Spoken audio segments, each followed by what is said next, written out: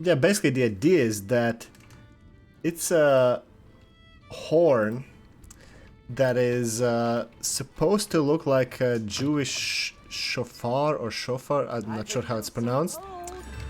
When actually there's many different shofars. Like, there are some requirements for how a shofar must be made, but they're mostly along the lines of like, it can't be painted. But you can use various animal horns for it.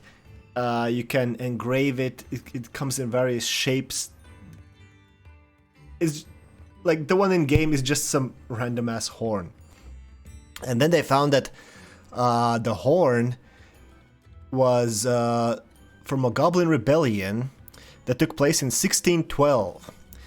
And also 1612 is kind of the start of the Fettmilch which was a thing that happened in Frankfurt, where some guy called Fettmilch, an anti-Semite, roused enough of a trouble that 2 years later, in 1614, he and his followers managed to kick the Jews out of Frankfurt for a while, before the Holy Roman Emperor brought them back in, well, sent his soldiers to bring them back in, and executed Fettmilch and his followers for the trouble.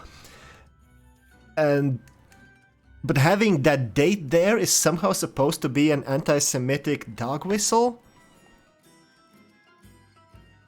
Like, how does a goblin uprising happening around the same time as an anti-Semite uprising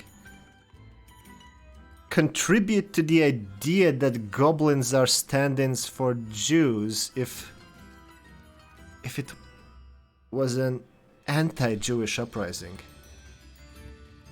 It's not just a bit of a conspiracy theory vibe. No part of that makes any sense. It's like the biggest reaches you've ever seen, because it's not enough with it's not enough that J.K. Rowling is a transphobe, because turns out that people are buying the game and enjoying it otherwise. So now they need to make her literally a fucking Nazi, or no, well, not her, but people working on the game. This is now the game made by Nazis because there's dog whistles like this, which would accomplish like what? I don't fucking even know. Well, I don't think Rowling came up with the idea of goblins being greedy. Like, goblins having big noses have been the case like always. I mean, the goblins being greedy,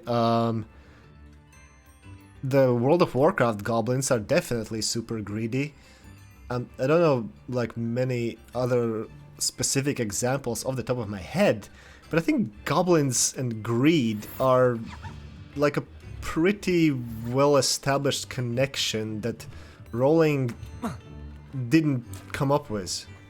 Like, she didn't invent shit. Revelio. As far as this horn thing goes, I don't think anybody outside of Twitter is talking about it. As for the portrayal of goblins as, well, somewhat similar to the caricatures that anti-Semites use for Jews, I mean, that just goes the other way around, right?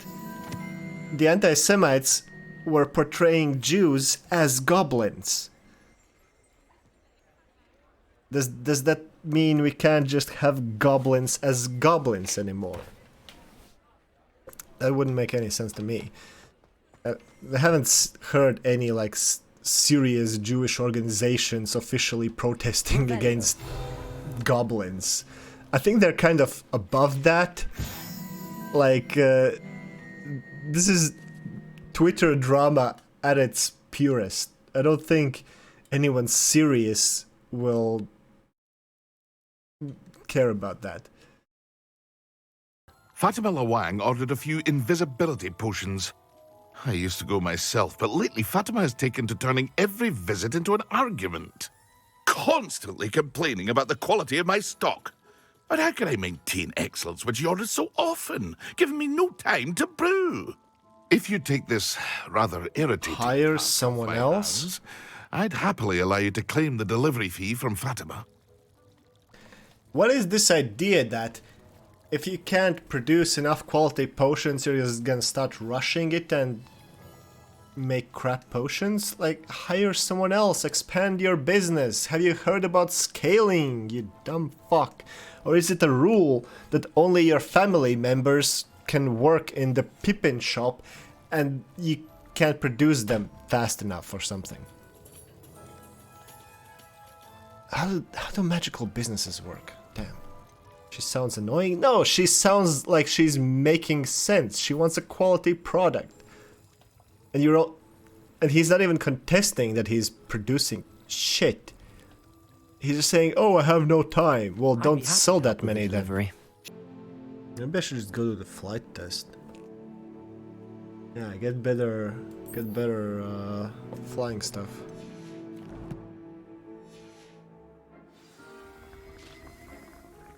Okay, well, I was looking at that. Wait. While I was reading quests, the time wasn't advancing and my potion wasn't brewing. Why, game? Why?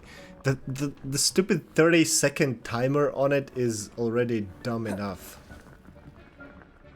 Like, it could have at least moved forward while I'm reading stuff. Wait, did I just beat her by 40 seconds? I've got this. 40 seconds.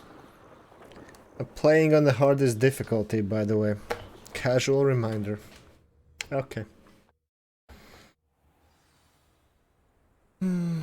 So, what do you have to say to that? That's not... You must have cheated, you... Fine. You won. Don't think this is over. Dumpstered you. Can't determine skill from one single trial. Sure, Really? my win means something. You're not terrible, but you're still going to have to prove yourself if you want to earn my respect. So do I have to, like, lap you or something? No? Keep going. Who's there? Oh, great, I bugged him out. He's now just gonna spin in place in a circle.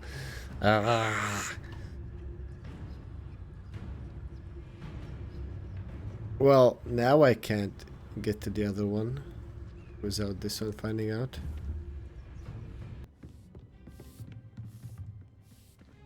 I imagine these brooms have been enchanted for centuries. Never seen an enchantment last this long. Revelio. I mean, he just imagined that they've been enchanted for centuries, and then was surprised at his own imagination about how long they lasted. Like, okay, dude. Expelliarmus. Incendio. Yeah, these guys are explicitly leveled up to my level. Which, I mean, I guess it's better than me just walking over them.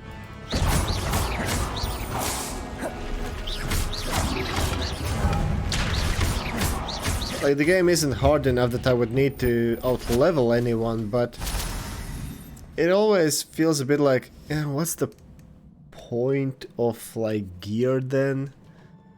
At least level ups here give talent points, which are significant, like, qualitative buffs. These look familiar. Not just numbers. Accio. So the numbers kind of being evened out doesn't matter that much. But then you have to ask, well, why am I Why am I changing my equipment all the time? Like, why even bother with that?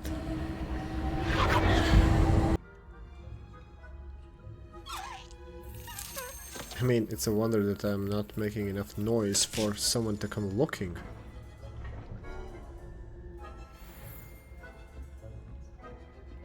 Revelio. Oh, he's maybe he's not coming looking because he's glitching the fuck out. Okay.